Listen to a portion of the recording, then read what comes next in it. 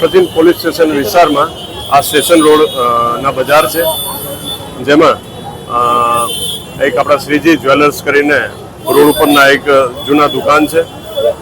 સચિન બજાર પણ ઘણા જૂના છે.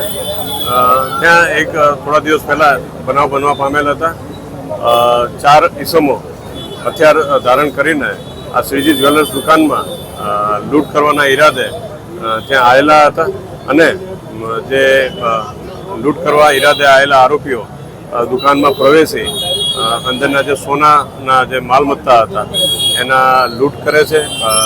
જે આ સાથે જે હાજર માલિક હતા અને બીજા જે નજરે જોનાર સાહેબો હતા તે હાજર હતા અને એના જે કહેવાય ડરમાં મૂકી ખોફમાં મૂકીને સોનાના માલ મિલકત ત્યાંથી લૂંટ કરે છે. એક આરોપી જે હોય છે બહાર ગન લઈને પ્રોટેક્શન આપતા હતા અને એ જેવા માલ ભરાય છે એના થેલા બક્સામાં તો એ લઈને ત્યાંથી ભાગે છે.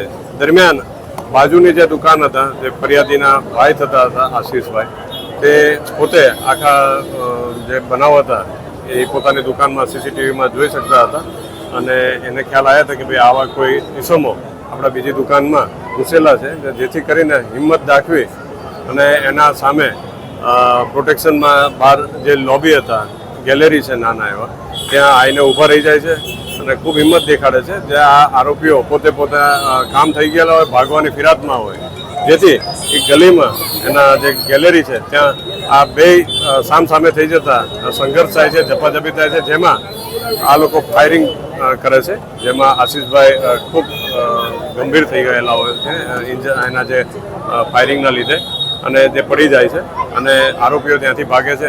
દરમિયાન આ બજાર છે ત્યાં સામે શાકભાજી અને અન્ય જે છે દુકાનો પણ આવેલા છે અને લારીઓ પણ આવેલા છે.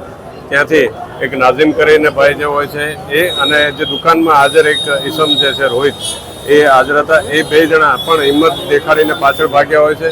સાથોસાથ દુકાનના જે માલિક વિશાલભાઈ છે એ પણ હિંમત કરીને પાછળ ભાગેલા હોય છે. એ જોતા બીજા લોકોની હિંમત આવતા એ લોકો પણ આ આરોપીઓની પાછળ જે જગ્યાએથી જે ભાગ્યા હોય છે, પાછળનો જે રસ્તો આપણે જોઈ શકીએ છીએ ત્યાંથી અત્યારે લઈને નીકળતા હોય છે. ત્યારે જે બાઇક લઈને આવ્યા હતા એમાં 2 ઈસમો જેની જોડે માલ હતા એ લઈને એના ઉપર સવાર થઈને ભાગે છે ને આ લોકો અત્યારે જે પકડાયેલા ઈસમ છે દીપક પાસવાન, એ પાછળ દોડતા આવતા હતા અને એની જોડે જે બીજા આરોપી હતા 2 જણા દોડતા હોય છે અને બીજા 2 બાઇક ઉપર એ ભાગવાના.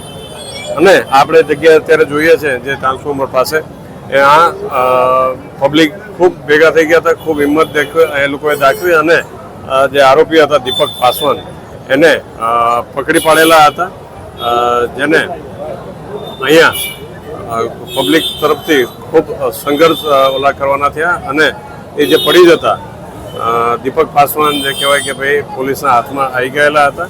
સાથોસાથ જે ઇન્જર્ડ થયેલા વ્યક્તિ હતા એ બધાને તાત્કાલિક હોસ્પિટલ લઈ જવામાં આવેલા હતા.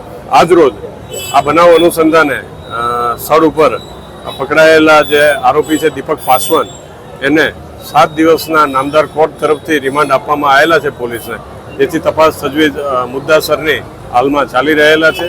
જે તપાસના કામે જ અત્યારે સ્થળ ઉપર પોલીસના સચિન પોલીસના ટીમ આવેલા છે અને તપાસ કરેલા છે. જે આરોપી હતા એને સાથે રાખીને જે રીતનો બનાવ બનેલો હતો આખો, એના પિન પોઈન્ટ દરેક જગ્યા ઉપર જઈને શું હકીકત બનેલી છે એના એવિડન્સના ભાગરૂપે, એક ડિજિટલ એવિડન્સના ભાગરૂપે પણ એ સાક્ષ્ય કરવામાં આવેલા છે અને જે બનાવ હકીકતના આખા વિગતવારના પંચનામા 2 પંચો, સ્થાનિક પંચોને સાથે રાખીને વિગતવારે પંચનામું કરીને પુરાવો મેળવવાની કાર્યવાહી હાલમાં ચાલુ છે.